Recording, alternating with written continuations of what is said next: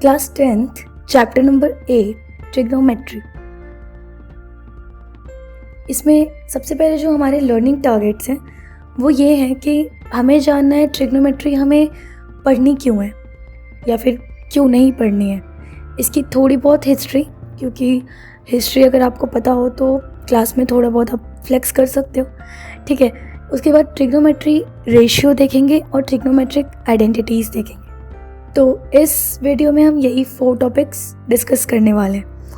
आगे बढ़ते हैं, नोटबुक आप लेकर आ जाइए अपनी। चलिए, सबसे पहला क्वेश्चन है कि आप इसको डिफ़ाइन कैसे करेंगे।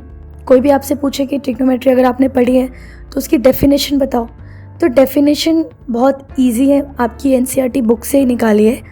Relationship between height, lengths, angles of a triangle. बस ये बहुत सिंपल है। फिर से बोलिए, relationship between height, lengths, angles of a triangle. ठीक है, ये डेफिनेशन कंप्लीट डेफिनेशन है। आगे बढ़ते हैं कि हमें इसे क्यों पढ़ना है या क्यों नहीं पढ़ना है। तो टीचर्स के लिए, अगर टीचर्स को आपको बताना है कि ट्रिग्नोमेट्री क्यों इम्पॉर्टेंट है, तो उसके लिए आपको बोलना है कि ये एस्ट्रोनॉमी में, मैप मेकिंग में, सर्वे के लिए या आर्टिलरी रेंज फाइंडिंग के लिए, इन सारी चीज़ों के लिए आपकी हेल्प करती है, ठीक है। लेकिन इन रियलिटी हमको ट्रिग्नोमेट्री पढ़नी क्यों है? इन रियलिटी ट्रिग्नोमेट्री पढ़ने का रीज़न ये है कि ट्रिग्नोमेट्री हमारे एग्ज़ाम में 12 मार्क्स की आने वाली है, ठीक है। तो अपने आप में ये बहुत बड़ा रेंज है मार्क्स का। और इस 12 मार्क्स के अंदर ट्रिग्नोमेट्री के 2 चैप्टर्स हैं, एक बेसिक जो हम पढ़ रहे हैं अभी और एक एप्लीकेशन, ठीक है। तो एप्लीकेशन पढ़ने के लिए भी बेसिक आना ऑब्वियसली बहुत इम्पोर्टेंट है ना।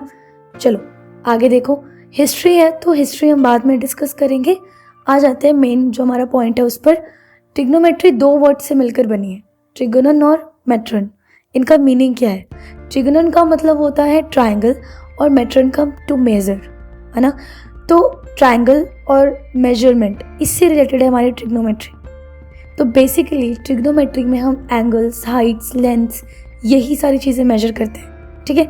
चलो आगे बढ़ते हैं। ट्रिग्नोमेट्री के रेशियोज़ क्या क्या है, ये इंपॉर्टेंट है, तो यहाँ से आपको नोट करना है।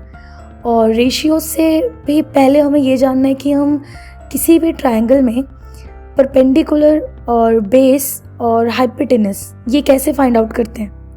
फॉर एग्जांपल, इस ट्राइंगल के अंदर अगर मैं एंगल सी लेके चलूँ, ठीक है, एंगल सी के केस में अगर मैं आपसे बोलूँ कि परपेंडिकुलर फाइंड आउट करो, तो बहुत सिंपल है। हम जिस भी एंगल की बात कर रहे हैं ना, उसके सामने वाली साइड परपेंडिकुलर और जो बच गई वो साइड बेस, क्योंकि हाइपोटेनस तो फिक्स है हमारा। तो इस केस में perpendicular A B, base B C और हाइपोटेनस ए सी, ठीक है। चलो इस केस में देखते हैं कि इस केस में हमारे पास परपेंडिकुलर और बेस और हाइपोटेनस कैसे फाइंड आउट होगा। तो यहाँ पर एंगल ए हम लेके चल रहे हैं, है ना। एंगल ए लेने का मतलब एंगल के सामने वाली साइड, तो ये हो गई हमारी परपेंडिकुलर और जो बची वो बेस। तो यहाँ पर परपेंडिकुलर होगा बी सी और बेस हो जाएगा ए बी और हाइपोटेनस होगा ए सी, ठीक है। ये एक बहुत ही इम्पॉर्टेंट पार्ट है, क्योंकि एप्लीकेशन ऑफ ट्रिग्नोमेट्री में भी आपके पास परफेक्ट नॉलेज होनी चाहिए कि आप परपेंडिकुलर किसको कंसिडर करेंगे, बेस किसको कंसिडर करेंगे, है ना। और जब हम रेशियोज निकालेंगे ना, साइन थीटा, कॉस थीटा, इन सारे केसेस में भी हमें पता होना चाहिए कि थीटा के अकॉर्डिंग परपेंडिकुलर क्या है और बेस क्या है, ठीक है। चलो ट्रिग्नोमेट्रिक रेशियोज में आ जाते हैं। सबसे पहले आता है sine of A and cosine of A. Sine of A का मतलब है साइन ए, यानी कि हम इस एंगल की बात कर रहे हैं, ठीक है, साइन ए। और कोसाइन ऑफ ए का मतलब cos of A, that is cos A. तो अब देखो, इसमें बहुत सारी ट्रिक्स है इन्हें याद करने की, लेकिन मैं कहूँगी कि ट्रिक्स दिमाग में बिठाने से सबसे बेस्ट है 2 चीज़ें याद कर लो। साइन होता है हमारा P बाई एच और कॉस होता है हमारा B by H, that's it. P by H मतलब परपेंडिकुलर, H मतलब हाइपोटेनस, B मतलब बेस, H मतलब हाइपोटेनस। अब ध्यान से देखना, साइन ए लिया है मैंने, ठीक है, ये रहा हमारा साइन ए। इसमें क्या लिखा है? Side opposite to angle A. Angle A के अपोजिट कौन सी साइड है? C B. और हमने क्या सीखा, एंगल के सामने वाली साइड क्या होती है, परपेंडिकुलर। तो परपेंडिकुलर आ गया और नीचे क्या है, हाइपोटेनस। तो ये हो गया हमारा B C over A C. Next देखो, side adjacent to angle A. Adjacent मतलब एंगल ए से लगी हुई कौन सी साइड है, तो वो है बी ए, यानी कि ए बी। तो side adjacent to angle A B क्या है हमारा, बेस, और हाइपोटेनस डिनोमिनेटर में। तो ये हो जाएगा हमारा ए बी ओवर ए सी। तो जितने भी रेशियोज है ना, उनको याद करने के लिए सबसे सिंपल है कि साइन ऑफ ए याद कर लो और कॉस ऑफ ए याद कर लो, डेट्स इट। साइन ए क्या है, पी बाई एच, कॉस ए क्या है, बी बाई एच। अब आगे बढ़ते हैं। देखो इसमें क्या है, टेंजेंट ऑफ एंगल ए।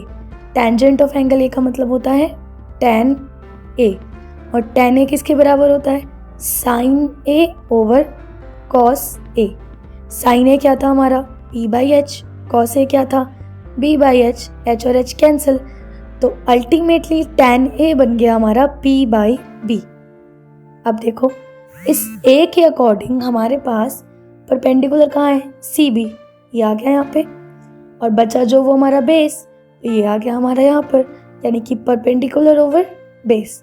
तो tan ए क्या होता है, परपेंडिकुलर ओवर बेस। कैसे निकाला हमने, हमें साइन ए और कॉस ए पता था और हमें tan ए का फॉर्मूला पता था, ठीक है। नेक्स्ट देखते हैं, कोसेकेंट ऑफ ए, यानी कि कोसेक ए, ये फुल फॉर्म है और ये शॉर्ट फॉर्म। कोसेक ए, तो कोसेक ए जो होता है ना, वो 1 ओवर साइन ए के बराबर होता है, यानी कि 1 ओवर पी बाई एच, जो कि अल्टीमेटली बन जाएगा h बाई पी। तो h ऊपर यानी कि हाइपोटेनस ऊपर, और परपेंडिकुलर, परपेंडिकुलर क्या है, side opposite to angle A. Angle A के अपोजिट साइड क्या होती है, परपेंडिकुलर। तो ये भी आ गया। कैसे आया, सिर्फ हमें साइन ए पता होना चाहिए और ये पता होना चाहिए कि किसके साथ क्या लगाना है। tan ए कैसे फाइंड आउट करना है, sine A over cos A. Cosec A कैसे फाइंड आउट करना है, 1 ओवर साइन ए। अगर ये बहुत ज़्यादा मैसअप हो जाए माइंड में तो इसे दोबारा रिपीट कर लेना, ठीक है। खुद से ट्रायंगल बना करके खुद से ये फॉर्मूले डिराइव करके देख लेना, आराम से अच्छे से क्लियर हो जाएगा। आगे बढ़ते हैं, नंबर 5। हमारे नंबर 5 में आता है second of angle A. Second of angle ए क्या है हमारा, शॉर्ट फॉर्म में हम इसे लिखते हैं सेक ए, जो कि होता है 1 ओवर कॉस ए, ठीक है। तो 1 ओवर कॉस ए मतलब h ओवर बी, क्योंकि b ओवर h होता है ना कॉस ए। चलो ये हो गया हाइपोटेनस और side adjacent to angle A. तो side adjacent to angle A, इस एंगल ए के एडजेसेंट कौन सी साइड है, ए बी। तो आ गया हमारा hypotenuse over base, A C over A B. Next देखो, cotangent of angle A. Cotangent को हम शॉर्ट में लिखते हैं कॉट और ए, ठीक है। कॉट ए क्या होता है हमारा, tan का उल्टा होता है, 1 ओवर tan ए। तो tan हमारा p बाई बी है, तो कॉट क्या हो जाएगा, b बाई p, सिंपल। और b बाई p हमने निकाला, देखो side adjacent to angle A, angle A के एडजेसेंट साइड है, side opposite to angle A, angle A की अपोजिट साइड कौन सी है, परपेंडिकुलर। तो कॉट ए हो जाएगा हमारा b बाई p। अब इसको समराइज कर लेते हैं ताकि आसानी हो समझने में। जो मेन पॉइंट्स आपको याद करने हैं ना अभी तक, वो ये है, देखो sine a is equals to p by h, okay. Next, yup, cos a equals to b by h, tan a equals to sin a over cos a, that is p by p। cosec a equals to 1 over sin a, that is h over p, right. ऊपर आ जाओ, sec a equals to 1 over cos a, that is b over h। cot a equals to 1 over tan a, that is b by p, ठीक है। इतनी चीज़ें आप याद कर लो, इससे क्या होगा कि कभी भी आपको sine theta, cos theta, tan theta ये सब फाइंड आउट करने में कोई प्रॉब्लम ही नहीं होगी, है ना। बहुत ही आसान है, sine A p by H, cos A b by H, simple है। टैन ए याद कर लो, टैन ए क्या होता है, साइन बाई कॉस, यानी कि p बाई b। अब सब उस एक दूसरे के उल्टे उल्टे। कॉसेक क्या है, 1 बाई साइन ए, सेक क्या है, 1 बाई कॉस, कॉट क्या है, 1 बाई टैन, ठीक है। इसको अच्छे से नोट करिएगा और इसको अच्छे से याद करिएगा। आगे बढ़ते हैं हम लोग ट्रिग्नोमेट्रिक रेशियोज़ पे। ये एक टेबल है, लेकिन इसके पहले पानी पी लो, बहुत ज़्यादा देर हो गई है, गर्मी भी बहुत ज़्यादा हो रही है, तो पढ़ते समय अपने पास एक वाटर बॉटल रखनी है आपको। चलो ट्रिग्नोमेट्रिक रेशियोज़ में आ जाओ। इस टेबल में क्या है, इस टेबल में साइन है, कॉस है, टैन है, ये बहुत सारी चीज़ें दी हुई हैं हमें, ठीक है। और हमें बता रखा है कि अगर एंगल ए 0 डिग्री होगा तो साइन में उसकी कितनी वैल्यू होगी, कॉस में कितनी वैल्यू होगी। अगर ए हमारा 45 डिग्री है तो इन सारे में साइन, कॉस, टैन, कोसेक, इनमें इनकी वैल्यू क्या होगी, है ना। तो इतनी सारी वैल्यूज़ जो हैं ये आपको याद करनी है, तो ये सबको याद करनी है।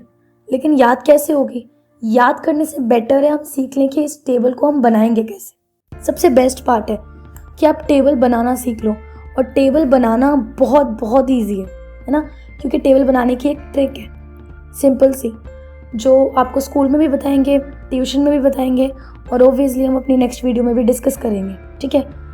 और उस ट्रिक के साथ साथ मैं एक चीज़ और आपको बताऊंगी कि आपको बेसिकली याद क्या करना है। सिंपल है, साइन की वैल्यूज़ याद करनी है और कॉस की वैल्यूज़ याद करनी है, जो कि लगभग सेम है। कैसे, देखो साइन की वैल्यूज़ में 0, 1/2, 1/√2, √3/2, 1। अगर आप ध्यान से देखो तो कॉस ए की वैल्यू क्या है, इसके जस्ट अपोजिट 1 यहाँ पर आ गया, √3/2 यहाँ आ गया, 1/√2 सेम प्लेस पे है, 1/2 इधर शिफ्ट हो गया और 0 लास्ट में चला गया। तो अगर ये दोनों वैल्यूज़ हमें याद है तो अभी हमने पीछे देखा था कि हम बाकी सारी वैल्यूज़ भी निकाल सकते हैं।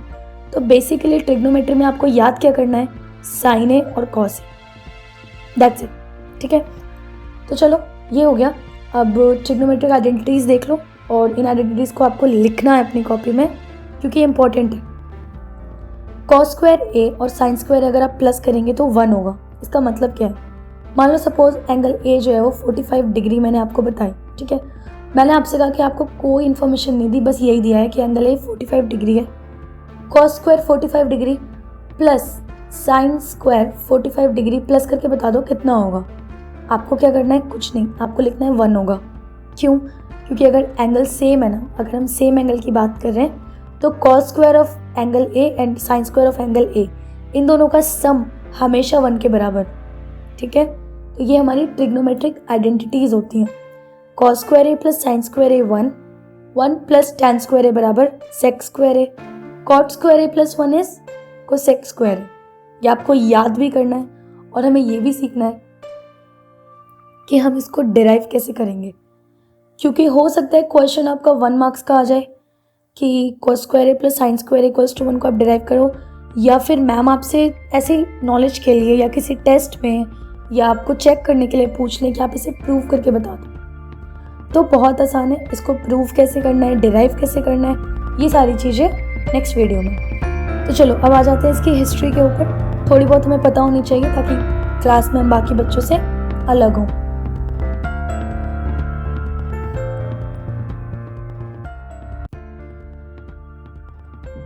ये एक बहुत फेमस कोटेशन है, जो आप चाहो तो अपनी ट्रिग्नोमेट्री चैप्टर जब आप क्लासरूम में नोटबुक बनाओ, इन केस अगर आप नोटबुक बनाते हो तो वहाँ पे आप लिख सकते हो, आपकी नोटबुक थोड़ी अच्छे से हाईलाइट हो जाएगी। There is perhaps nothing which so occupies the middle position of mathematics as trigonometry. इस कोटेशन में सिर्फ और सिर्फ ट्रिग्नोमेट्री की इंपॉर्टेंस पता चलती है कि पूरे मैथ्स में सबसे ज़्यादा अगर कुछ इम्पॉर्टेंट है और मिडिल पोजीशन पे है तो वो है ट्रिग्नोमेट्री, ठीक है। और बहुत अमेजिंग बात है कि इंडिया से इसका ओरिजिन हुआ। चलो पानी पीते रहो और ये देखते रहो कि नेक्स्ट टाइम हमें डिस्कस क्या क्या करना है। सिर्फ 3 चीज़ें डिस्कस करनी है, नोट कर लेना। ट्रिग्नोमेट्रिक रेशियो टेबल कैसे बनाते हैं ये देखेंगे हम लोग, ठीक है। उसके बाद हम देखेंगे ट्रिग्नोमेट्रिक आइडेंटिटीज़ कैसे डिराइव करनी है, और अपनी एनसीईआरटी बुक के एक्सरसाइज क्वेश्चंस करेंगे। दोबारा मिलेंगे। जय श्री राम।